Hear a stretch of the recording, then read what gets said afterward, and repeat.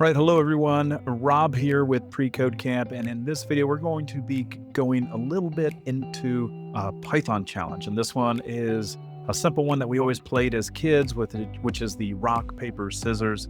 And it's a really good practice problem or practice challenge for us to go over and talk about and think about things as a programmer would with solving this problem. Because although it might sound simple to us humans trying to go through it as a game, there's some nuances that we might want to think about. And how do we convert that human logic into programming logic utilizing Python? So if that sounds like a good video, a good challenge for you to watch, that's what we're going to be talking about. And as always, appreciate any kind of thumbs upping on this video, because that's what helps out that YouTube algorithm. We love getting those thumbs ups and even love getting comments down below as well. So let's go ahead and dive into this challenge and see where we can start, okay? So one of the things that I really love about these small little challenges that we can do here is you have the ability to take this prompt and pause the video and run with it if that's what you want to do. Like I said, in the description down below here, you'll find a link to a PDF that kind of gives you user stories. It allows you to go through it your own if you want with the user story help. And it really helps out. And I'll go ahead and show that here. So this is the user story guide that I was trying to tell you about. Down in the descriptions, you'll see that you'll have the ability to go ahead and grab this, but it lays out the foundation on how we're going to approach this.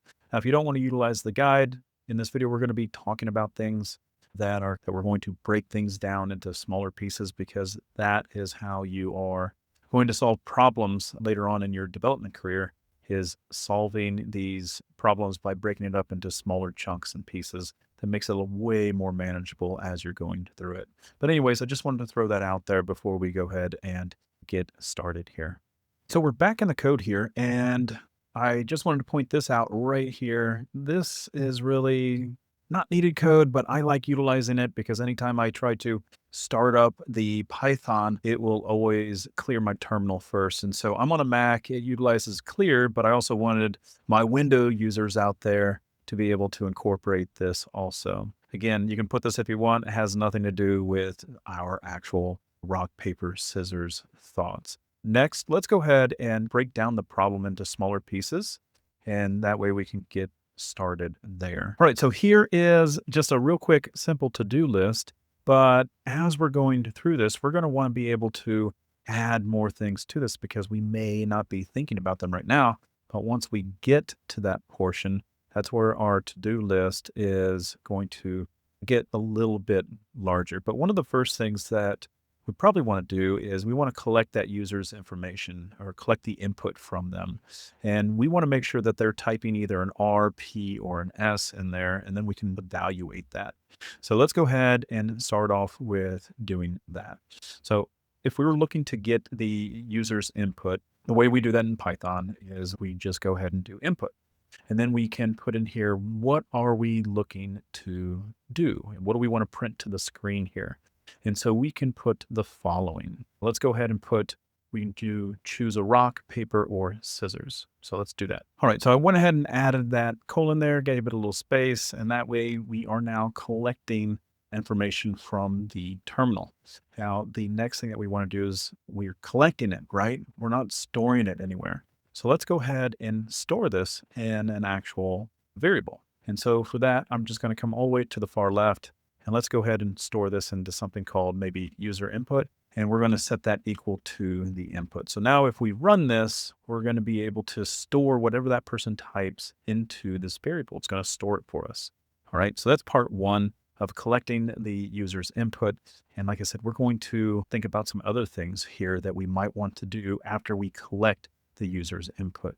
Part of your programming is going to be, hey, how can this user really screw up my program? And you may want to prevent that.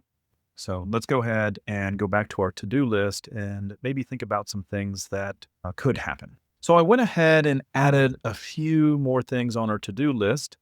And this is directly related to what we are collecting from the user when they type it in the terminal, because we want to make sure that whatever the user types in the terminal, it is valid, right? If they type the letter Z, I don't want them to be able to proceed, okay?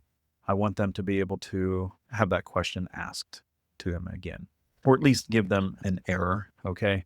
So we want to make sure that they type in an R, P, or an S, and that way we can go ahead and proceed with the game. So for this, I'm going to go ahead and create a tuple of possible choices that the user could actually type in. Up here, I'm just going to go ahead and create a variable here called choices, and I'm going to set that equal to a tuple. And that looks something like this. It can either be an R, it can be a paper, right, for the P, right? It can be an S for the scissors. And those are the possible choices that I would like to be able to evaluate this off of. And now, how are we going to utilize this variable? And this is where we are going to dive a little bit into a conditional down here. So once we grab that user's information as far as what they typed in, now it's time to evaluate the user's response, okay? So we want to check the user's response and see if it is really part of the choices that we created up on line 18. So I'm going to go ahead and type in if the user input, and I'm going to make sure that it is not in the choices. So if it's not in the choices, then I want to print something out on the screen for that user. So I'm going to go ahead and put that in here. So that way it will print, hey, you made an invalid choice. Please choose rock, paper, or scissors. So let's go ahead and try this out and run it in our terminal. All right, so let's go ahead and run this code here real quick. I'm going to start it up, and let's go ahead and type in a Z, and let's see if we get that invalid choice. Perfect. Okay, now let's go ahead and try this scenario here. I'm going to do an R for rock. Now I'm getting this invalid choice. Let me go ahead and try this again, and let me do a capital R. Oh, wait, look, it didn't fail on me. It didn't print out something. And so what's the difference between the uppercase R and the lowercase r? To programming, to Python, it is different when we're comparing those, because in our choices, we had an uppercase R. We could come in here and put all in the lowercase versions as well, but there's something that we can do over here on our input, and maybe we should make this a note as well, is this right here is we want to make sure that the user's input is converted to uppercase. And the way that we're going to go about that is at the end of this input here, we can just go ahead and do upper left and right parentheses, and that will convert this to an uppercase if they were to type a lowercase letter. Let's go ahead and try this one out. I'm going to go ahead and save it and run this again. Now, if I type in a lowercase r, I don't want to see any error because it should be a valid input. There we go. I don't see anything. Perfect. We can go ahead and move on to our next part in our to-do list. So the next part that we have to work on here is where the computer chooses a random rock, paper, or scissor, right? And how are we going to go about that? Python has a method out there called choices by utilizing the random. Let's go ahead and take a look at W3 schools, and it will show us how it works. So let's go ahead and dive into the documents here. So it's pretty cool here that Python has its own random choice method out there. And we do need to import random to our project. And given a list, which happens to be our tuple, we can have Python select something that is random from that list, whether that be rock, paper, or scissors. So that's a real great thing to have. So now let's go ahead and go back to the code in order to utilize this. So the first thing that it did from the W3 schools, it imported random. So I'm going to do the same thing here, import random. And so now we can use this library and utilize that method. So down here, I'm going to add a comment, and this is going to be where the computer can make its choice. And what do we want to do for this? We want to store it into a variable. And I'm going to go ahead and call this one computer choice. We want to set that equal to the random, and then we want to use the choice. And then it takes a parameter, right? It takes an argument in there. And what do we want to put in there? We want to give it the list that we created, which is choices. Okay. So now we can actually see what the computer chose. And we can actually test this out with what the computer chose so we can actually see it on here. And I'm just going to go ahead and print whatever the computer chose. And now I'm going to run this, and I'm going to go ahead and choose rock, and then the computer chose S for scissors. So that part looks like it's working out well. Now, I think that we do want to maybe tweak this just a little bit because I want the computer chose, instead of it saying S, I want it to actually spell out the word. And so up here, this is where we're going to be tweaking what we are doing here. And when the computer chooses the random rock, paper, scissors, let's go ahead and say, hey, we're going to display the actual word. And we want to display the actual word that the computer chose. So we're going to utilize a dictionary. Okay. And that's going to be really nice. And we can think of a dictionary almost like a map legend. And we're just going to say, hey, if the computer chose an R, that equates to a rock. If it chose a P, that equates to paper. And an S, that goes for scissors. So let's go ahead and create that legend and utilize the Python dictionary for that.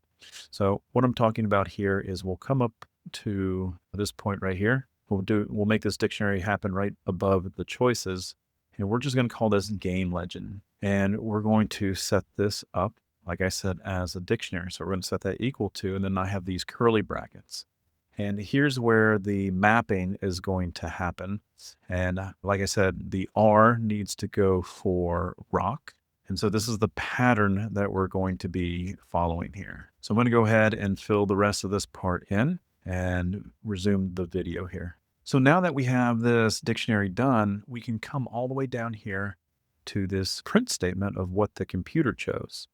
And this is where we can go ahead and now we can reference the dictionary. And we can say, hey dictionary, which is the game legend, I want you to take a look at your legend there, and I want you to return to me what the computer chose based upon the letter. Okay. So let me go ahead and put that in there. So that is the square brackets on there now. And if we go ahead and run this, let's go ahead and see if this works. So I'm going to choose rock again, and the computer chose paper. Notice that we have that linkage from the legend, from that map that we created with the dictionary. Okay. All right, cool. So now that we got this part done, let's go ahead and move on to this last section here. So this last section here is we're going to evaluate the computer and evaluate the human, and then we're going to determine the winner. Okay. And the easiest way to go about this is the very first thing that we want to check or evaluate is if they match, meaning that if I threw a rock and the computer chose a rock, then we can say, hey, it's a tie. All right, so that's going to be the easiest one. So we're going to get that one out of the way first. So what does that look like? We're going to make that if statement.